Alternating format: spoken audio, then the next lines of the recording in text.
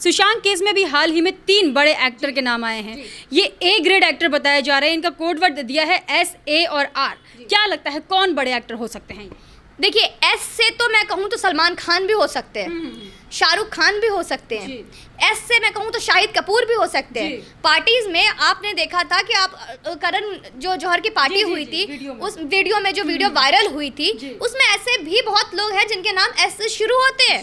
Age factor भी बताया गया है। दीपिका पादुकोण के साथ मूवी भी की है, तो बहुत लोग ऐसे हैं। और आर की बात कहूँ तो रणवीर कपूर की आंखें देख लो, पार्टी में कैसे धुत पड़ा है वो इंसान, नशे में धुत है। तो इसके लिए तो कोई ये भी नहीं है कि हमें कोई क्लू मारने की जरूरत है या हमें कोई फ्लिक देने की जरूरत है। वो दिख रहा है पार्टी में, नशे में धुत है वो, और सबको पता है रणवीर कपूर नशे में रहता है। अपने पापा मम्मी के साथ जब वो आते थे मीडिया कॉन्फ्रेंस में, उस वक्त भी वो नशे में धुत रहता था। तो जो कपड़े की तरह लड़की बदलने वाला, आज उसकी सपोर्ट में ये महेश भट्ट की बेटी आलिया भट्ट चाहे उठकर आ जाए, लेकिन उसको भी पता है कि वो कितना दूध का धुला हुआ है, किस तरीके के नशा करता है वो।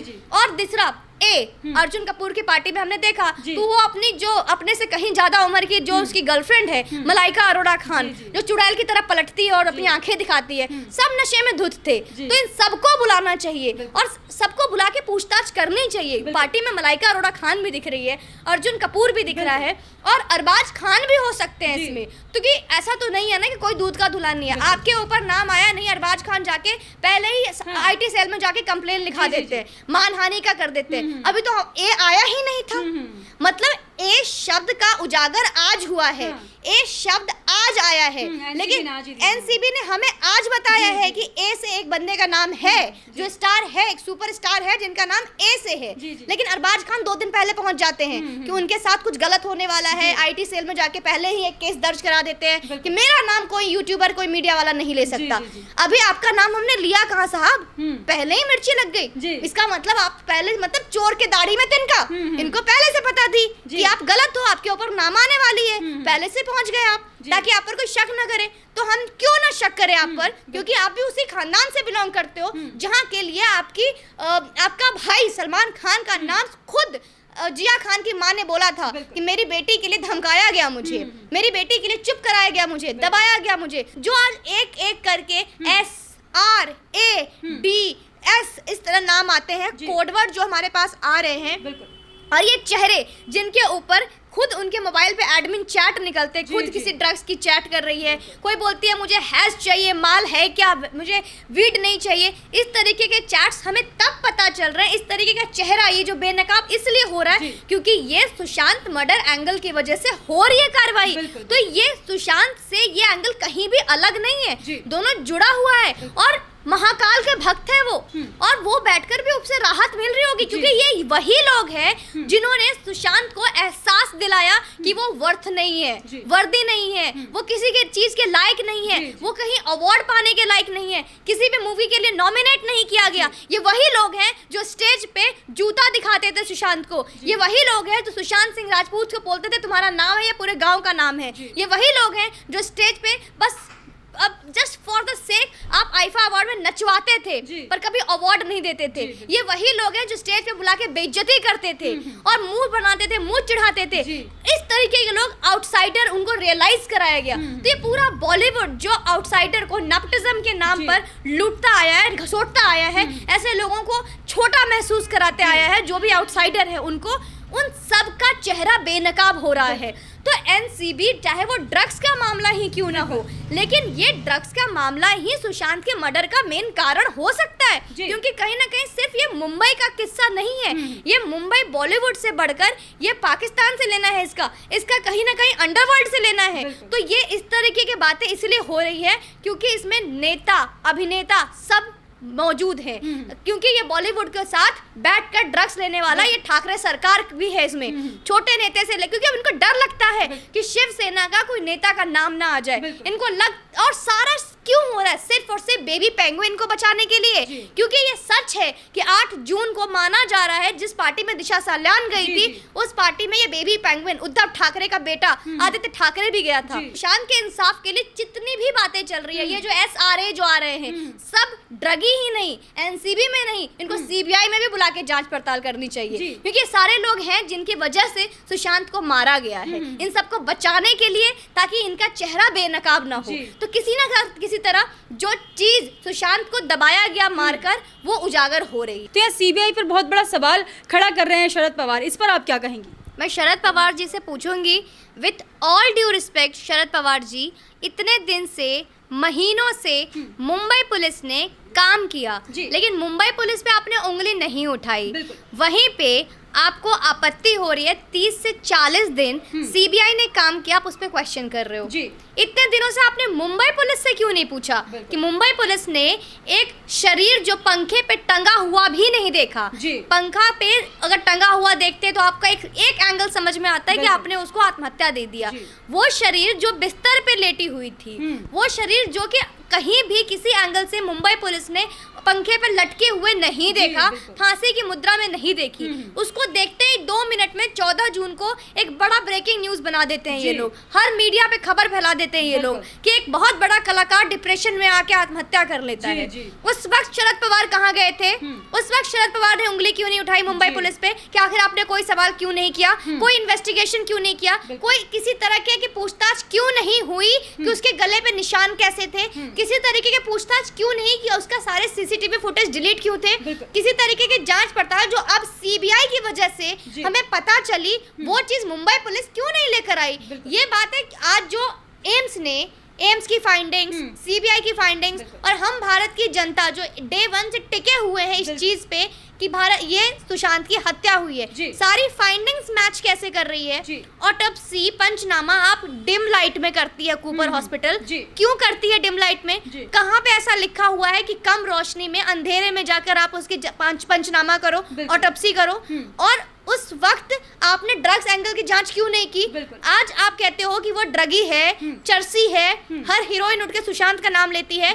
जब उस टाइम जांच पड़ताल हुई थी, आपने गलत रिपोर्ट ही बनवाया, तो आपने ड्रग्स की जांच क्यों नहीं की? आज बॉडी पड़ी हुई है, घंटों के बाद आपकी जांच पड़ताल शुरू होती है, पंचनामा शुरू होता है, लेकिन आपने टाइम से उसका पंचनामा नहीं किया, और अब आप उठ कर आते हो CBI पे। CBI से जो चीजें सामने आई है, वो चीजें मुंबई पुलिस से सामने क्यों नहीं आई? CBI जब काम करना शुरू किया तो हमें इसमें पता चलता है कि इसमें ED का भी मामला आता है, NCB का भी मामला आता है, लेकिन जब तक CBI नहीं आई थी, ये एंगल ना ED के पास पहुंचा, ना ये NCB के पास पहुंचा। अगर मुंबई पुलिस काम करती रहती तो ये जो ये नकाबपोश जो मुंबई में जो सुपरस्टार बन के बैठे हैं, इन लोग का जो असली चेहरा है, ये तो हमें पता ही नहीं चलती, क्योंकि जब CBI ने पूछताछ शुरू किया, उससे पहले ED ने पूछताछ शुरू करना किया, तो इस पूछताछ में CBI के जांच में ये निकल कर आया कि ये ड्रग्स का मामला है, ED के जांच में निकल कर आया कि ये ड्रग्स का मामला है। और कहीं ना कहीं अगर आप देखो तो इस चीज को इसी तरीके से हम देखते हैं कि सुशांत मर्डर एंगल में ड्रग्स एंगल निकल के आ रहा है।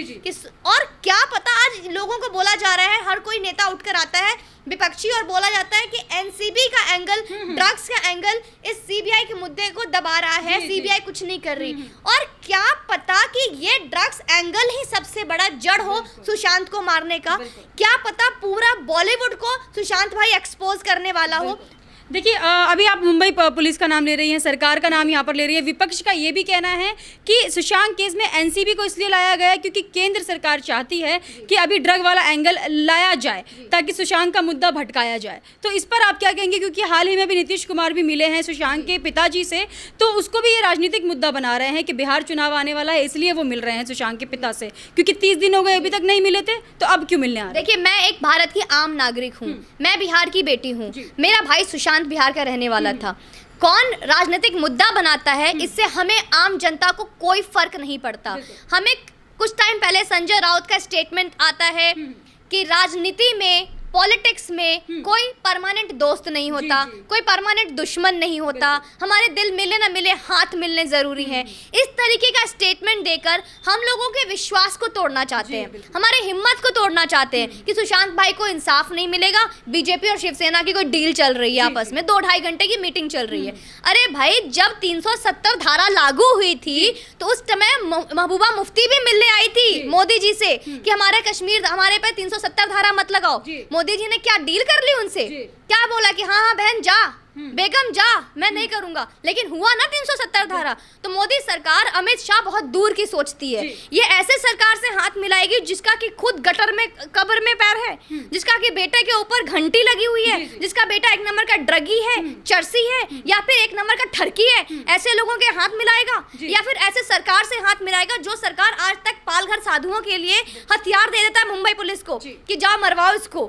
या फिर उससे हाथ मिलाएगा जो कि एक एक्स नेवी ऑफिसर को बेरहमी से रोड पे मरवाया जाता है? या एक लड़की के लिए आज तक एक शब्द नहीं बोला गया दिशा साल्यान के साथ क्या हुआ, उसके मरने से पहले उसके बॉडी पे कितने निशान थे, आज तक इसके बारे में नहीं बताया। 3.5 महीने हो चुके हैं, सुशांत सिंह को आज तक इंसाफ नहीं दिलाया। और सुपरस्टार बोलते हैं ये, बॉलीवुड के ऊपर ड्रग्स का नाम आ रहा है तो बॉलीवुड बदनाम हो रहा है। इनको बचाने में लगा पड़ा है मुंबई सरकार। और इनके पास रोहन रॉय जो कि दिशा साल्यान का बॉयफ्रेंड था, उसको ढूंढने का वक्त नहीं है। पूरा भारत पूछ रहा है, विश्व पूछ रहा है। सबको पता है दिशा साल्यान जब फ्लैट में गई, उस फ्लैट में उसका बॉयफ्रेंड मौजूद था। आखिर उस फ्लैट में क्या हुआ जो कूद के उसने अपनी जान दी, या उसके साथ हत्या हुई, क्या हुआ? उसके बॉयफ्रेंड को पता है, उसके बॉयफ्रेंड को ढूंढो। मुंबई पुलिस के कान पे जू नहीं रेंग रही है, कहीं भी नहीं हिल रहे वो लोग, उसको नहीं ढूंढेंगे जो मुंबई में कहीं छुपा हुआ है या कहाँ छुपा रखा है। लेकिन मुंबई से फरीदाबाद आ गए साहिल चौधरी को ढूंढने, उतना वक्त है। और क्या नियम, क्या कानून अपनाते हैं ये मुंबई पुलिस? किस कानून में ऐसा लिखा हुआ है कि आप बिना नोटिस के, बिना सम्मन भेजे, बिना उसके लोकल पुलिस स्टेशन को इन्फॉर्म किए आप किसी को भी किसी के घर से उठा के ले जाओगे? मतलब हमें बोलने की आजादी नहीं है, कोई अभिव्यक्ति नहीं है। आज मैं बोल रही हूँ सुमन पांडे की जान को खतरा है, आप मुझे भी उठा कर ले जाओगे? तो भारत की जनता क्यों नहीं आवाज उठाएगी? हमें ये लगता है कि आज कंगना रनौत ने पीओके बोला था, पीओके बोलने पे उनका ऑफिस तोड़ दिया गया। हम पूरे भारत को, जनता को, आज ये बॉलीवुड एक अलग पाकिस्तान नजर आ रहा है इसमें, और पूरा सरकार इसमें एज अ पाकिस्तान नियम निभा रहा है इसका, और पूरा एक अलग ही किस्सा है इनका। जैसे कि आप पहले देखो, कुछ टाइम में ऐसा किस्सा भी आया था, किसी ने उद्धव ठाकरे के लिए कुछ बोला था, उसको गंजा करा दिया गया था। ये तो वही बात हो गई ना मोहम्मद वाली बात, कि आपने कुछ बोला, गला रेत दिया गया। तो मतलब इस तरीके को हम क्यों बर्दाश्त कर रहे हैं?